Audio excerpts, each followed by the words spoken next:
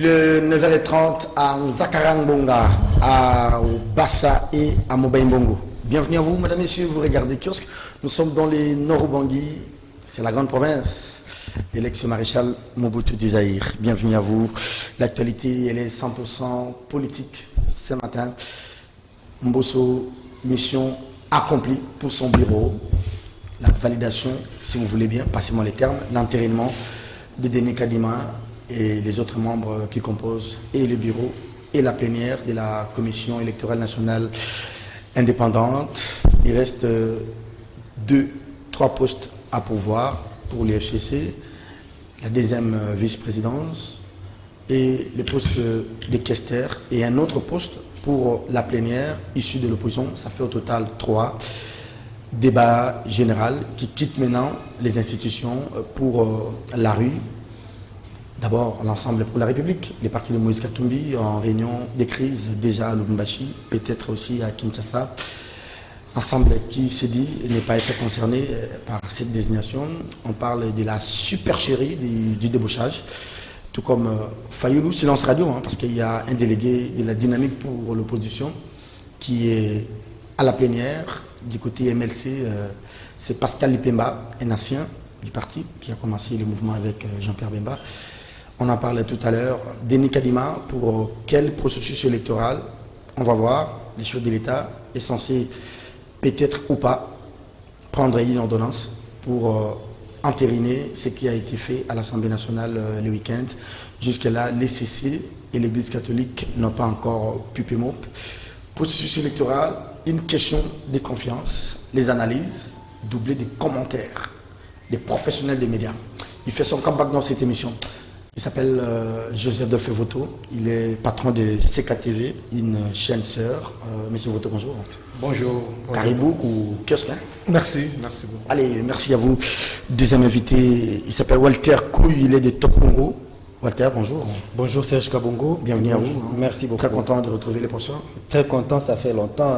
La dernière fois que je me suis vu avec lui ici, c'était après la nomination des gouverneurs militaires des 2 provinces, Nord Kivu et Ituri. Et puis, depuis, je ne l'ai plus jamais vu passer. Au mois de mai, c'était au mois de mai. Au mois de mai, voilà. Merci à vous, cher Walter, et merci à José Adolphe Voto. Je vous rappelle que CCTV, Ralik et Canal Kin, nous sommes en deuil. Nous avons perdu notre confrère Patrick Palata depuis le week-end dernier.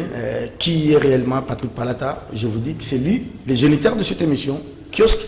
C'est lui qui a commencé cette émission, pas comme présentateur, mais il a pondu la vision. Il a dit ça va commencer par Gisèle Etoko. Et à l'époque, le DG Kitutu avait accepté les cahiers des charges. Découvrez dans cette vidéo Palata en hommage, et on va revenir sur ce plateau.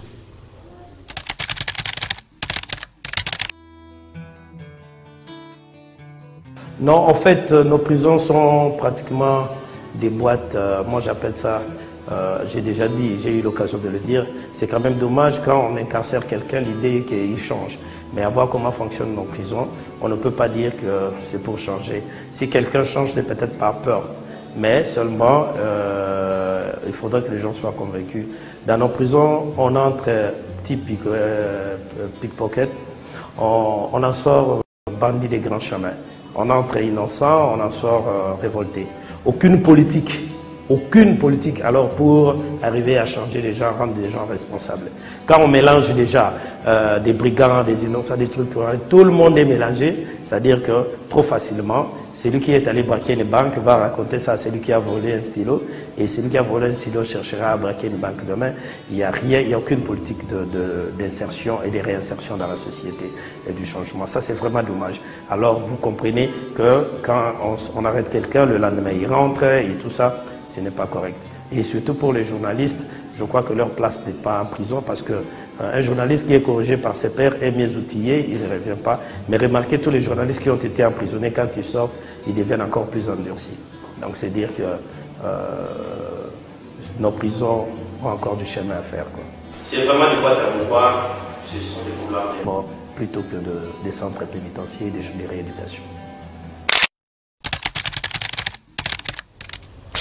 Patrick Palata, on ne reverra plus cette vidéo, ni la voix de Palata, ancien directeur des informations.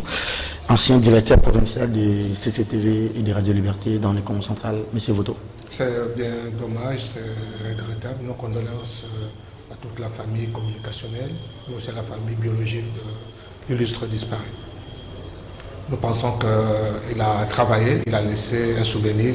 Et la meilleure façon pour nous de lui rendre hommage, c'était bien faire ce travail et surtout d'assurer cette émission qu'il a initiée.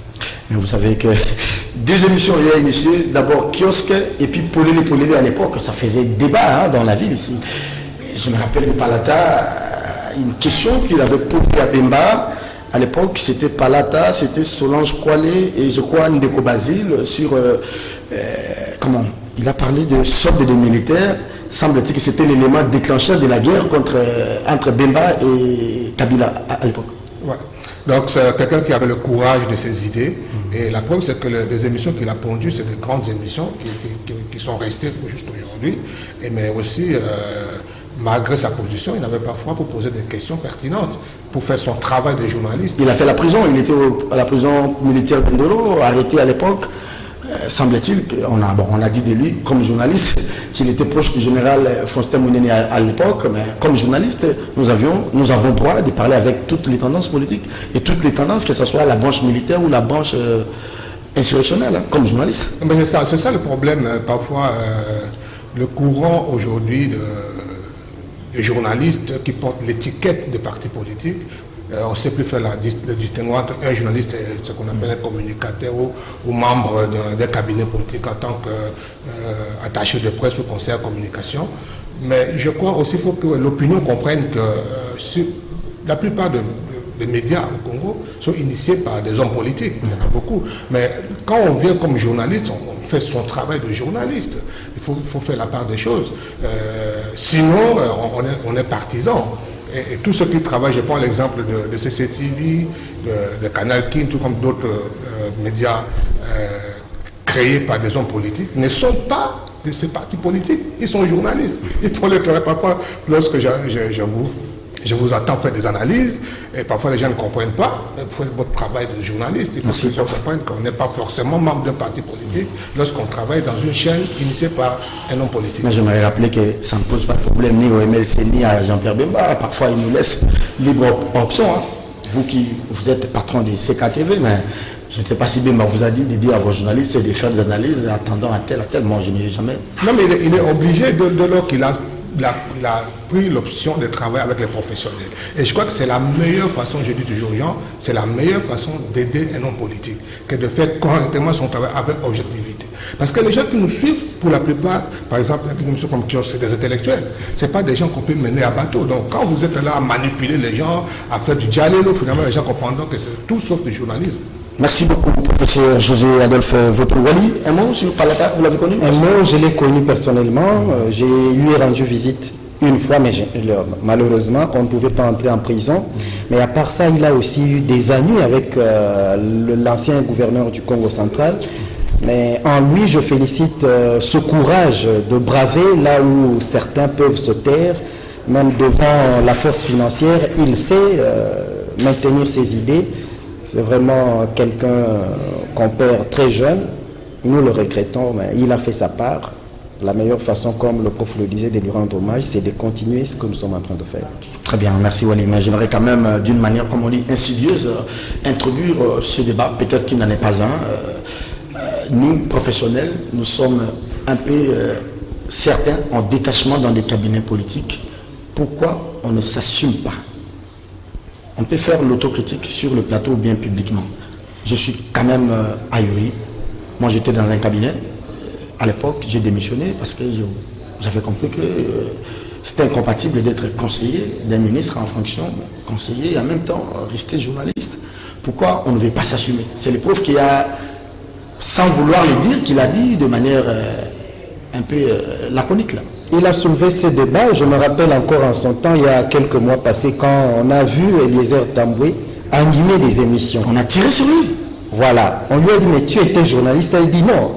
Il y a aussi des médecins et des avocats qui siègent avec moi. Pourquoi à eux on n'interdit pas de faire le travail? Ils sont tantôt médecins, ou avocats, ou membres des partis politiques et députés. À eux, on laisse la liberté de travailler aussi bien au barreau qu'à l'hôpital, mais à moi, on m'interdit de venir travailler. C'est un débat qui reste ouvert, mais moi j'estime que...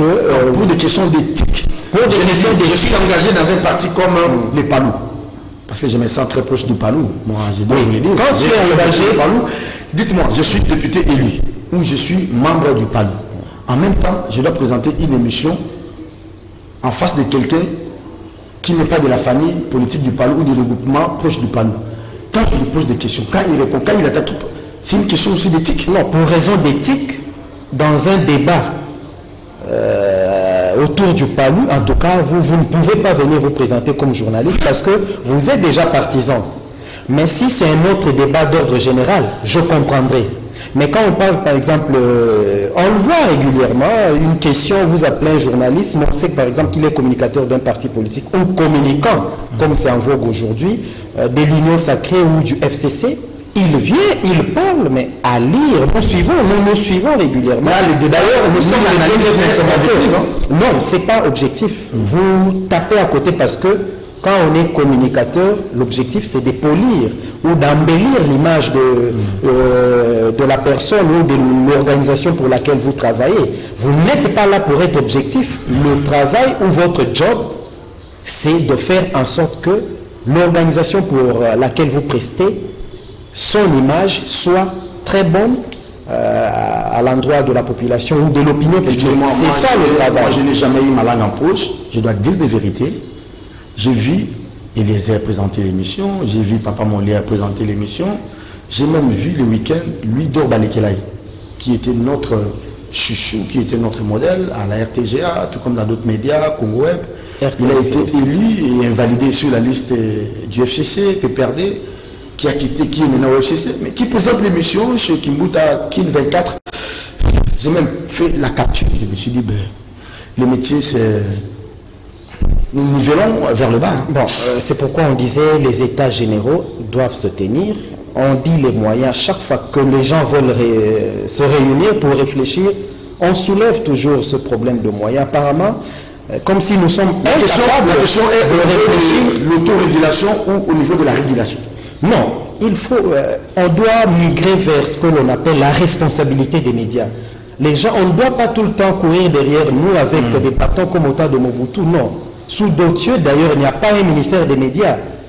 Donc les médias, nous sommes des responsables. Ce sont des universitaires, des intellectuels qui ont la morale, qui savent comment travailler, l'éthique, tout ça. Il faut que les gens deviennent responsables, qu'ils puissent se réguler que d'avoir... Je vous appelle professeur pour dégager votre responsabilité comme enseignant. Vous m'avez enseigné, vous avez enseigné tant d'autres. Ça vous dit quoi quand vous regardez ces choses-là à la télévision? Non, nous l'avons toujours dénoncé, mais je crois que ça doit se faire au niveau des institutions. C'est le CESAC, c'est l'UNPC, c'est le ministère. Comme ça fonctionne aujourd'hui, malheureusement, comme a dit Walter, on renvoie toujours au calendrier grec des assises qui peuvent nous permettre de faire l'autocritique et de prendre des options. Vous savez, je ne sais pas pourquoi le gouvernement congolais a toujours autant négligé le secteur de médias. Par exemple, le CESAC, qui est hors mandat depuis un autre mandat, pratiquement 4 ans, on n'en parle pas. Alors que quand il s'agit de la CENI, quand il s'agit d'autres... C'est l'agitation parce qu'il faut remplacer des gens, parce que peut-être que le gouvernement trouve que les médias, ce n'est pas aussi important, sinon lorsqu'ils en ont besoin pour la campagne électorale. Mais je crois que ça, c'est des questions de fond. Et c'est vraiment gênant qu'aujourd'hui, il y a un danger aujourd'hui. Il y a une vague de ce qu'on appelle de communicateurs. Est-ce que Mbosso peut venir présenter une émission? Non, mais oui. Ce débat-là, il est clair. Le parce que nous avons créé des jurisprudences. Vous m'excusez, oui. Le métier du journalisme est fondé sur l'objectivité.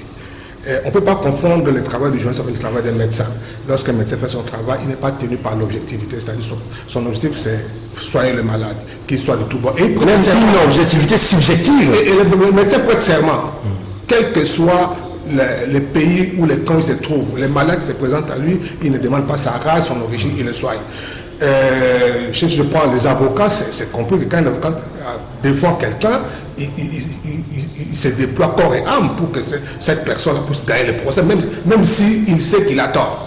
N'est-ce pas? Le cas d'un assassin ne fait que réduire sa peine. Mais nous avons l'engagement de dire les faits tels que ça se passe. Mais quand on a d'autres engagements par rapport à un parti politique, par rapport à une personnalité, c'est un conflit d'intérêts. Merci beaucoup, José Adolphe Voto, Walter Couille. Madame, Monsieur, bienvenue à vous. Si vous venez de nous rejoindre, nous sommes Kiosque et nous sommes sur CCTV. C'est du lundi au vendredi 9h30, mais généralement nous passons à 9h35. Walter Couille, mission accomplie pour le bureau Mbosso. Mission accomplie si la mission était d'entériner dans ces conditions-là, mais en principe, la mission telle que nous l'attendions après avoir dénoncé tous les processus électoraux passés ne devrait pas s'accomplir de cette façon-là. Mais hélas, on est là. On est comme dans un bateau, dans un océan déchaîné. On verra la suite. Mais on ne parlerait pas vraiment d'une mission accomplie après tout ce que nous avons observé comme balai du groupe des 13. On a dit le vrai problème c'était la contestation après chaque cycle électoral. Je n'étais pas né en 1959 ou 60, je ne sais pas, il y avait eu contestation ou pas, mais je ne pense pas. Mais depuis, après Mobutu, il y a toujours eu contestation. On revient souvent sur un problème, le même, problème de légitimité. Qu'est-ce qu'il faut? Le consensus, légitimité des institutions. C'est même repris dans l'exposé des motifs de la Constitution. De la Constitution. C'est fait, tout le monde le sait. Mais hélas, le langage change selon le camp où l'on se trouve. On a vu le groupe des 13 ici, paix à l'âme de Lokondo, l'honorable Henri Thomas Lokondo. Ils se sont battus bec et ongle pour créer un consensus pour deux raisons, révision de la Constitution et puis des réformes électorales qui devraient faire en sorte de diminuer au minimum, je ne dirais pas totalement, mais au minimum, les contestations après les élections.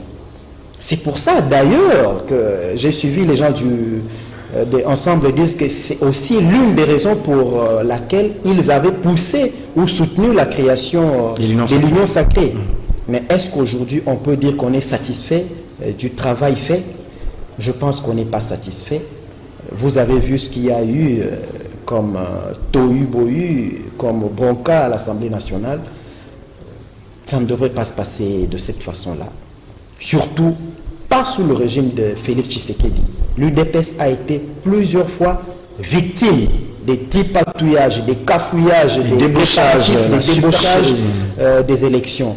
L'UDPS devrait servir par un exemple. Félix Tshisekedi avait dit avec ou sans machine à voter. Encore vous mêlez l'UDPS dans ce que Mbosso fait. Mbosso n'est pas de l'UDPS. Non.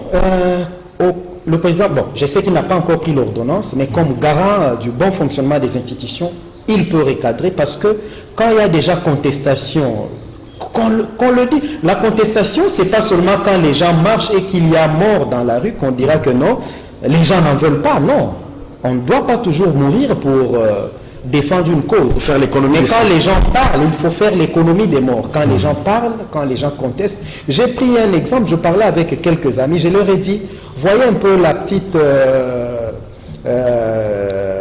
Greta, son nom est un peu compliqué, Greta, qui est la militante là de la cause environnementale. Oui. Elle fait bouger l'univers, elle fait bouger le monde. Est-ce que quand elle fait ces manifestations, elle draine combien de gens derrière elle? Personne, pas assez, pas plus de 100. Je la suis régulièrement. Mais elle dit, voilà, pour raison de changement, il faut que nous puissions, que les autorités prennent telle orientation. Ce fut le cas. Moi, j'avais rêvé, j'avais estimé que ce processus, il y aura quelques contestations, mais pas quelques observées aujourd'hui.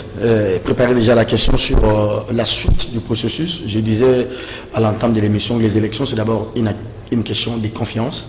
Quand il n'y a pas confiance en amont, ce que la suite va en dépendre. José Adolphe Voto, votre réaction, un peu comme Wali Couille, avant de pénétrer vraiment la question dans la profondeur. Je ne dirais pas mission à conflit, mais je dirais que l'Assemblée aura joué sa partition dans cette question du processus électoral. Il reste maintenant au président de la République d'entériner ou ne pas le faire. Je ne dirais pas à l'Assemblée, bien sûr qu'il y a la majorité à l'Assemblée, mais tel que ça s'est passé là, c'est tout sauf un processus démocratiquement observé. Mission accomplie, on peut dire oui, si c'était ça la mission, comme a dit Walter.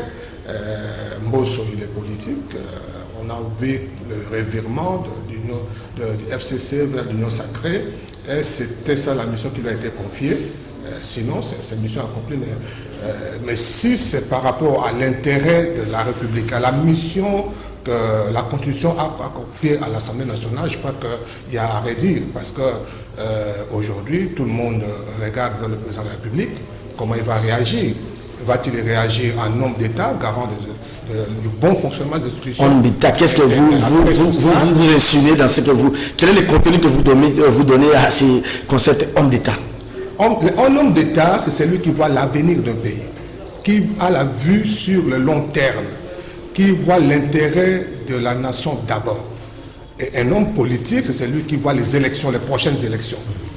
Alors, tu sais quel va-t-il se comporter à un homme politique, c'est-à-dire leader de l'Union sacrée, leader de l'UDPS, qui est au pouvoir et qui doit faire pérenniser le pouvoir, la conservation du pouvoir, ou alors il va réagir en homme d'État pour garantir la paix et éviter les contestations et la démocratie dans ce pays. Dans tous les cas, qu'il se comporte comme un homme d'État, il a fait avec l'histoire de père et des mères. Ah oui, le père et des mères. Père et des mères. Il a coupé court. Hein. Voilà, il a coupé court et c'est lui qui est regardé, voyez-vous. Et donc il peut aussi, il a déjà fait avec Rosa Malonda, renvoyer ces textes pour qu'il y ait un consensus. Et je crois qu'on pourra toujours en trouver. Il ne faut pas faire de lui quand même ces petits dictateurs. Hein? Non, pas dictateur. C'est le bon sens. Il est garant des institutions. Il est garant bon fonctionnement. Des institutions. Il est garant de la paix. Parce que là, Serge, nous allons tout droit vers les contestations. En fait, on est rentré en 2015. À 2 ans des élections, c'est-à-dire nous sommes en pleine crise. Voilà, nous sommes rentrés. Et on oublie un peu les investissements. Voilà. Nous sommes dans la logique de la crise, comment gérer la crise, comment mettre les moyens pour débaucher, comment corrompre les gens. On oublie les projets de développement. Voilà, donc c'est-à-dire que dans les 2 ans ici, ça ne sera que politique, ça sera que ça. Mais je crois qu'on ça ne fait pas avancer le pays. Pas du tout. Pas du tout, ça sera encore de conciliambule, peut-être encore de dialogue ou de glissement ou des choses comme ça. Donc le pays n'en a pas besoin. On est très en retard. Ce pays est quand même parmi les plus pauvres du monde, on peut dire le plus pauvre du monde. Donc on a mieux à faire. Et surtout la paix sociale. Parce que là vous touchez un point important. Ouais, parce que là, c'est parti, on voit déjà en face, il y a l'église catholique, l'église protestante. L'église catholique a une expérience en la matière. On le sait depuis Mobutu, depuis 2011, depuis 2000. Il ne faut pas se mettre sur le dos la puissante église. Hein. L'église catholique renforcée par l'église protestante cette fois. Il y a Katumbi, il y a Lamuka, Fayoulou déjà. Donc, Kabila aussi, il faut ajouter. Hein. Voilà, le FCC. Le FCC pas. Donc, je vois si tous ces gens font coalition pour rentrer dans la rue, c'est encore des morts. Et on n'en a pas besoin. Je crois que moi, je pense que le président va jouer à la sagesse et régler. Comme le roi Salomon. Voilà. Dans tous les cas, c'est lui qui gagne. Qu'il renvoie les tests comme le cas de Malonda, c'est lui qui gagne. Qu'il se comporte en homme politique pour s'assurer les prochaines élections, c'est lui qui gagne. Mais je crois que dans tous les cas, le bon sens voudrait qu'on puisse privilégier l'intérêt national. Merci beaucoup, cher confrère. Wally, allez, maintenant, ça c'était les faits, la présentation des faits. Nous allons maintenant dans les commentaires. Faites votre propre éditorial. J'ai vu déjà M. Voto rentrer là-dedans. Le bureau Mbosso vous dit qu'il y a eu un procès verbal de la commission paritaire pendant que l'ensemble des Katumbi dit que le PV là qui a été brandi, par exemple, c'était un PV de la plénière. Denis Kachoba, qui est le président du groupe parlementaire AMK, l'a dit. Là, on a vu les signatures de Christelle Joan et les autres. On dit que non, c'était un PV pas pour l'entérinement de monsieur qui représente l'ensemble. Et d'ailleurs, je ne sais pas si vous avez suivi la vidéo du secrétaire général du parti de Katumbi. C'est-à-dire quoi, l'IDPS utilise la même recette que Kabila, où le bureau et la commission paritaire ont utilisé le débauchage, la supercherie. En fait, en réalité, c'est la politique. Comment vous voyez la suite du processus? La suite est déjà biaisée dès lors que les prémices sont fausses. Parce que vous dites seulement le PV de AMK, je crois, G7, ce groupe parlementaire-là, ce n'est pas le seul PV. Même les PV des confessions religieuses, c'était leur PV disait qu'il n'y a pas consensus. Les PV de carence. PV de carence plutôt de consensus. C'est ce PV-là, mais je me demande, la commission dite paritaire a traité quel document? Sur base de quels documents ils ont traité le dossier des confessions religieuses alors que le document officiellement déposé, signé même par le groupe de Dodo Kamba et les autres, disait qu'il y a carence de consensus. C'est une question que l'on doit se poser. On a trop politisé cette démarche alors qu'on devrait simplement laisser les choses aller tranquillement. Au départ, je disais même à l'abbé Chollet que la faute aussi était de leur côté parce que la loi organique en ses articles 10 et 12 est claire. On dit que ne peuvent présenter que les organisations officiellement et légalement connues et puis qui ont déjà une expérience et une expertise avérée dans cette matière. Or, vous et moi savons que les Kimbanguistes n'ont jamais... mais la CERCO et les CC ont crié à la bonne foi des 6 autres. Non, ce n'était pas une question de foi. On n'était pas dans une messe ou une chapelle pour dire que l'abbé ou le pasteur prêche et puis les autres vont accepter, amen, et on sort. Non. On devrait suivre la loi. Parce que quand vous suivez les débats des uns et des autres, ils reviennent sur la charte. Mais autrefois ici, je posais la question, la charte et la loi organique, qu'est-ce qui prévaut? Qu'est-ce qui a préséance? C'est la loi organique qu'on a publiée dans le journal officiel, qui est claire, qui a été jugée conforme à la Constitution. S'agissant de ces deux, il y a déjà 2 litiges. Je ne sais pas, la commission dite paritaire, que conteste... Non, pas dite paritaire, la commission paritaire. Non, j'utilise les mots des gens ensemble, parce qu'ils disent qu'ils n'ont envoyé personne là-bas. Oui, même pas ensemble. Même Fayoulou. Bon, les postes réservés au FCC sont restés vides. Oui, FCC. Non, Fayoulou, j'ai quand même vu quelqu'un de la dynamique de l'opposition. Mais qu'on ne reconnaît pas avoir envoyé. Or, on dit qu'il faut que celui qui a le leadership de votre organisation signe, vous donne une procuration pour aller représenter l'organisation. C'est le cas même c'est le rapporteur adjoint. On dit que le président du groupe parlementaire n'a pas signé un PV ou un document pour lui donner mandat d'aller représenter. Mais on dit, il est là. Non, il faut quand même un peu d'ordre, même dans leur commission paritaire. Je me dis, Eliezer Tambo pouvait venir, bon, moi je viens au nom d'ensemble, tel vient, moi je viens au nom du PPRD. Mais à la limite, c'est une foire. Raison pour laquelle je soutiens, comme le professeur Voto le disait, on en appelle à la sagesse du président de la République de revoir pour que le processus qui doit nous conduire aux élections de 2023 soit... là, la confiance est rompue. Hein? Non, là, il n'y a plus confiance. La confiance ni à la structure, ni au sein de l'Union Sacrée. J'ai parlé même avec un cadre de l'Union Sacrée hier, Willy Michiki, pour ne pas le citer, qui me disait qu'en son temps, il va très... Il est toujours vivant. Très vivant et très fort. Ouais. Il me dit non, moi, la première fois que j'étais nommé ministre au gouvernement Kengo, l'UDPS avait refusé. J'ai suivi son interview sur Top Congo. Oui.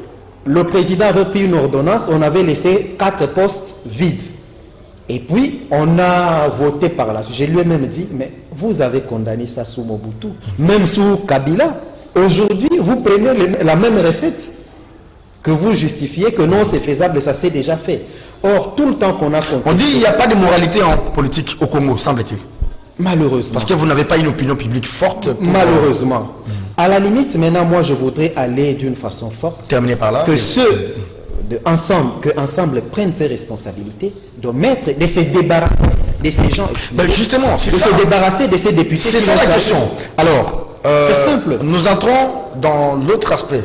Parce qu'aujourd'hui, j'ai tenté d'appeler les gens ensemble ce matin. Ils m'ont dit qu'ils étaient en réunion à Lubumbashi, un peu comme à Kinshasa. Est-ce qu'ensemble ne se retrouve pas dans une situation écartelée? Quitter l'union sacrée ou rester au sein de l'union sacrée? Quand vous quittez, avec quelles conséquences? Qui, au sein du gouvernement ou à l'Assemblée, vont quitter avec vous? Si il faut ne pas quitter, qui, à l'Assemblée comme au gouvernement, vont accepter cette option? Quelle est la bonne option à votre avis, M. Voto? Vous le dites si bien, ceux qui sont au gouvernement ne quitteront pas. Ils vont garder leur poste, ce sont les avantages personnels d'abord. On sait comment les hommes politiques... Ils ne sont pas idéologiquement ensemble ou bien c'était bon? Bon, comme le nom de leur parti, ensemble. C'est ensemble, donc c'est l'ensemble pluriel, c'est-à-dire c'est une composante. Chacun venait de son parti, même si le parti ont été simplement dissous. Mais connaissant le comportement des uns des autres, les gens qui sont au gouvernement ne quitteront pas. Ils préfèrent encore rester, créer un ensemble. Mutundula, Mwando Simba, Chéribin Okebe, voilà. Moïndo Nzangi. Et donc... comment il s'appelle encore? Mutinga Mutishai. Je ne le vois pas quitter. Peut-être à la limite une ou deux personnes, mais en tout cas beaucoup ne quitteront pas. Et pourtant, ils ont quitté Kabila hier. Hein? Oui, ils ont quitté Kabila hier. Mais si je le dis parce que, en tant que journaliste, je sais qu'il y a ce débat-là a déjà eu lieu à l'occasion de certains incidents. Des incidents politiques, et les gens ont dit, moi je ne quitterai pas. Vous pensez que je vais quitter le gouvernement, je ne quitterai pas. Comme ça. Et donc, il en sera ainsi. Mais quand cela ne tient, je crois que c'est une option à prendre. Option difficile. Ouais, ils peuvent rester dans l'union sacrée et se battre au sein de l'union sacrée. Regardez, je crois que la Mouka, l'ancienne formule de Genève, aujourd'hui, est à plusieurs courants.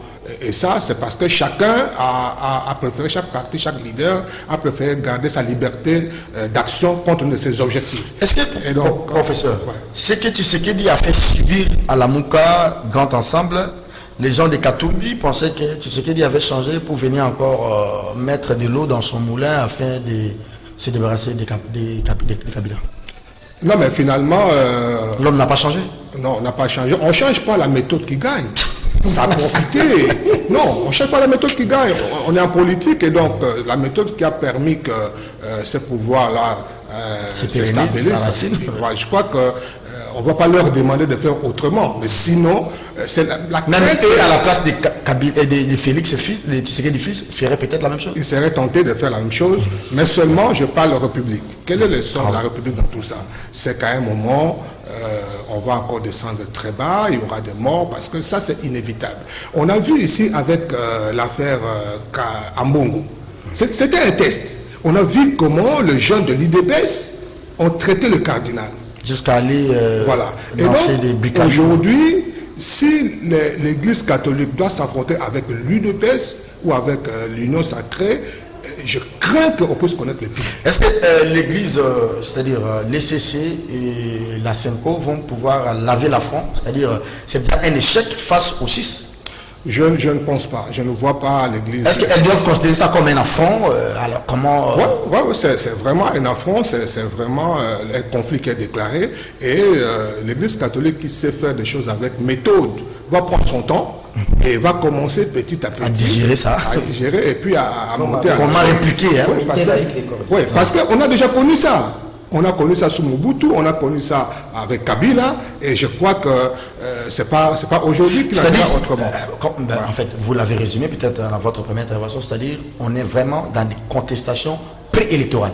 Oui, on est plein là-dedans, et c'est là où les concepts de Fayulu, de dépolitisation de la CENI revient en force. Là, donc, il prend du poids de la bête. Hein? Oui, ça parce que Fayulu a quand même eu le courage Mais il n'a pas dénoncé les débauchages, ou je ne sais pas moi comment, entre guillemets, de son député de la dynamique qui est au sein de la plénière. Okay. Parce qu'en fait, laissez-moi dire quelque chose. Moi, ça c'est mon point de vue personnel. Ce débat, je ne sais pas pourquoi, depuis Sun City, ce débat au lieu du président de la CENI, où on dit qu'il doit être un expert. Je ne sais pas qu'est-ce qu'on attend par expert. Et en même temps, on dit que ce n'est pas lui qui est le maître à tout faire. Non. Il y a une administration électorale. Voilà. Un expert, c'est qui? C'est celui qui s'occupe de la technique, de comptage et tout ça. Ce n'est pas le rôle du président de la CENI. Un président de la CENI doit être un rassembleur, un diplomate, un communicant. Voilà, pour expliquer ce qui se passe, pour apaiser les gens. Ce n'est pas le rôle d'un expert. Et bien, pourquoi on tient pour que ce soit expert? Et là, les gens n'en veulent pas parce que ce profil-là, d'être quelqu'un qui peut rassembler les Congolais, qui peut donner... Et pourquoi donner ça simplement à la composante église, confession religieuse? Pourquoi ne pas dire on donne ça aux journalistes? Parce qu'on sait de la société civile, nous sommes multiples. Voilà. On peut dire, bon, on donne ça à la profession journalistique. On peut même choisir comme président de la CENI, Gabi Kouba, vous, M. Voto, ou soit même prendre, comment il s'appelle, Claude Molichou. Non, mais ces gens-là, qu'on le veuille ou pas, ils ont une caution morale.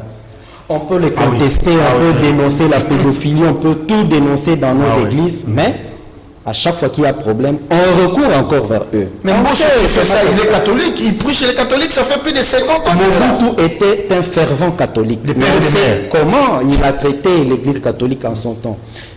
Apparemment, les acteurs politiques, c'est comme le prof le disait, ils sont des politiciens, ils ne sont pas les hommes d'État.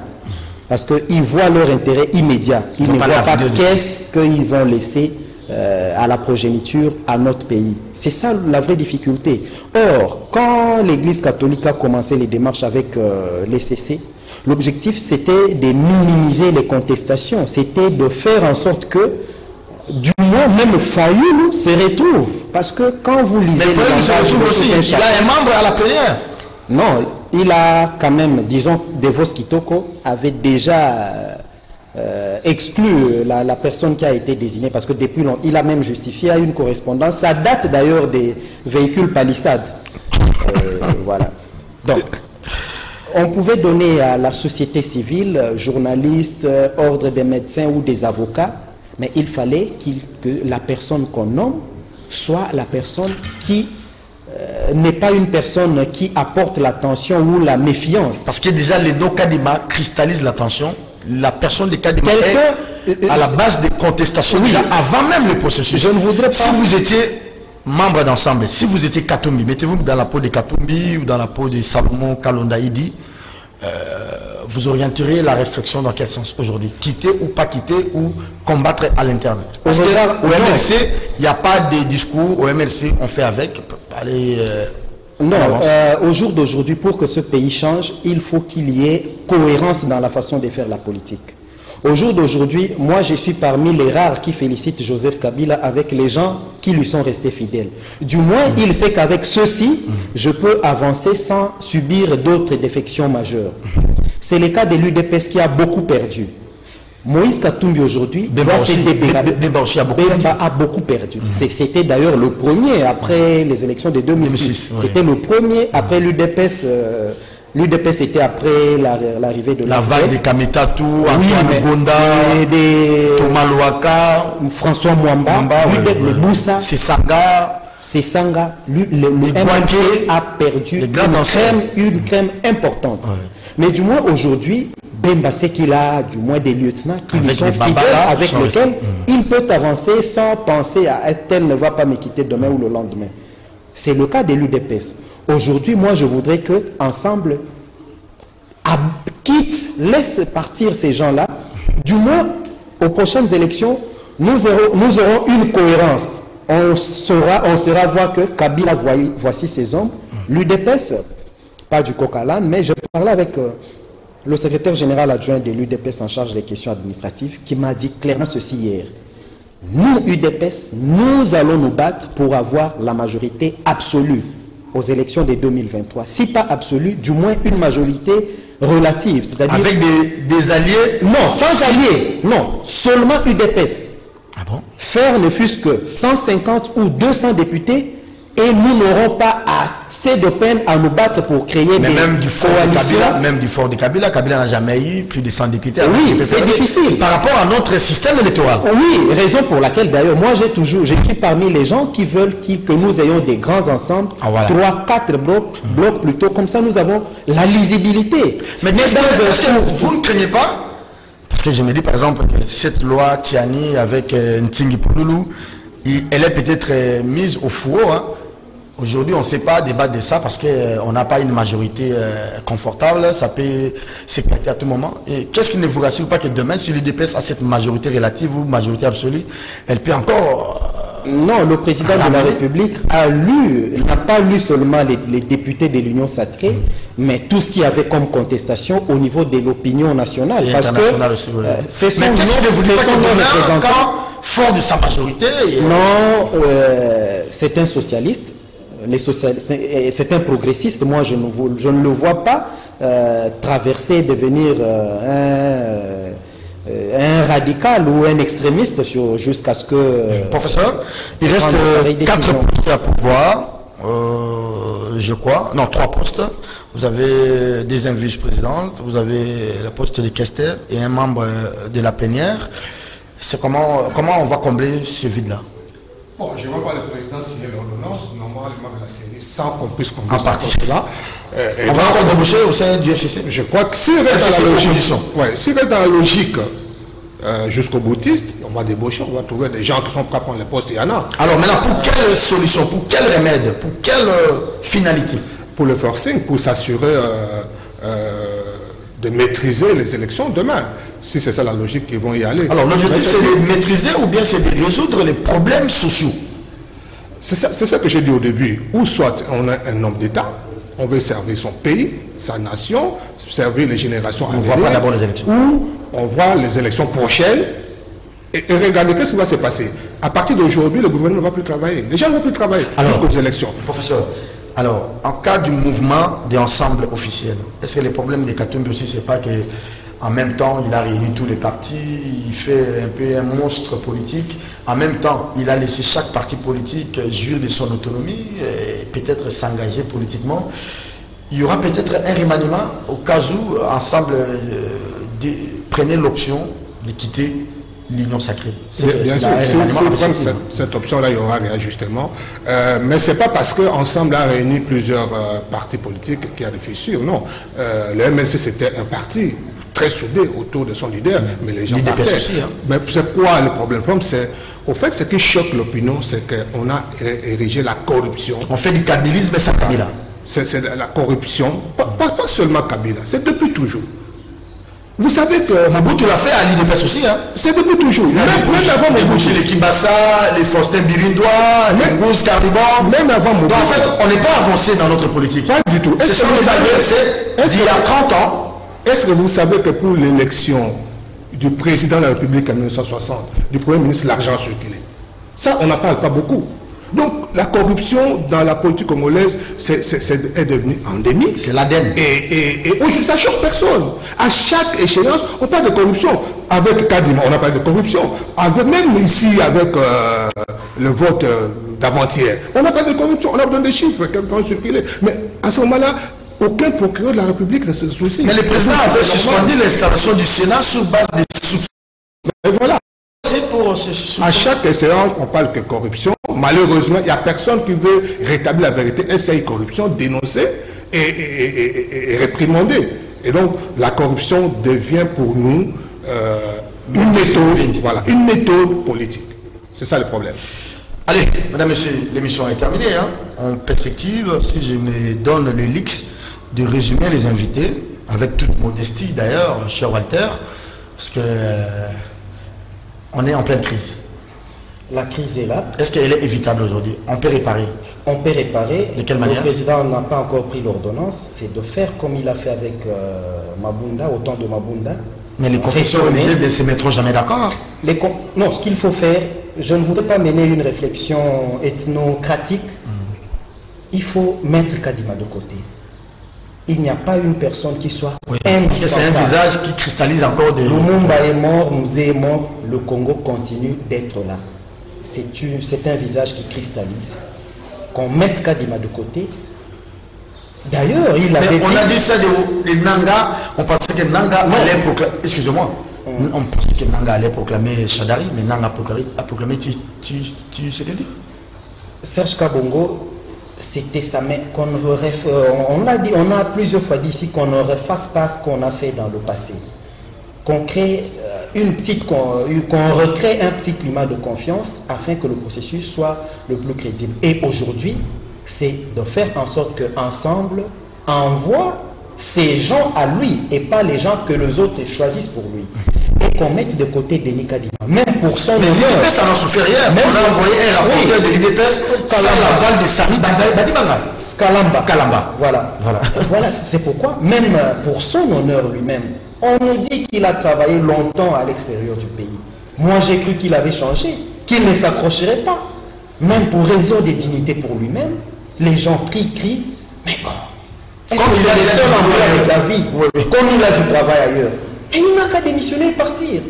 Remercier l'Assemblée, remercier... Mais la façon dont il s'accroche, comme s'il manquait du boulot, ou comme s'il avait... La mère Médé a dit que le processus qui a conduit à l'entérinement était réglementaire. Réaction au propos de la mère Médé. Non, je ne sais pas s'il y a encore des gens qui croient au pouvoir de... de la mère Mindé. Attention, c'est quand même votre aîné. Hein. Non, le processus, j'ai dit au départ que c'était un PV. Dans le PV, on a dit qu'ils ne se sont pas entendus. Alors, d'où sort le nom?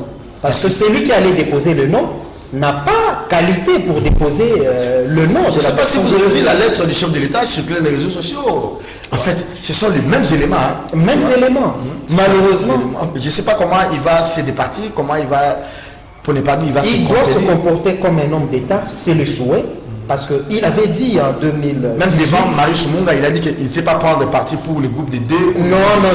Il doit s'assumer. En 2018, il avait dit il ira aux élections sans machine à voter, il va gagner. Et je crois qu'il peut aussi aujourd'hui dire qu'il va sans Kadima et l'UDPS va gagner. Professeur, vous terminez l'émission. Ce que je crains, c'est le mélange de genres. Vous savez, il y a cette affaire de RAM qui mobilise cette population. Oui. Il y a cette affaire de gratuité de l'enseignement qui flotte avec la déconnexion, tout ça. Et tout ça, je crains qu'on puisse faire un mauvais raccordement entre la grève des enseignants des écoles catholiques avec cette histoire de la CENI, et ça va prendre avec le RAM, et le discours va s'emballer et ça sera ingérable. Les pays ne vont pas avancer. Non, pas du tout. Merci professeur, merci à vous, cher Walter Pouy. Madame, Messieurs, merci d'avoir été des nôtres. Si vous avez suivi cette émission, dites grand merci à la réalisation et à toute l'équipe, mais aussi à la caméra woman, la seule que nous avons, Maman Karine, qui nous accompagne chaque jour. Prenez soin de vous, car chaque jour, on se retrouve demain. Ça sera mardi. Jean-Pin Djondji sera là pour la première fois dans cette émission. Je l'ai annoncé un jour avant. Bonne évasion sur nos antennes.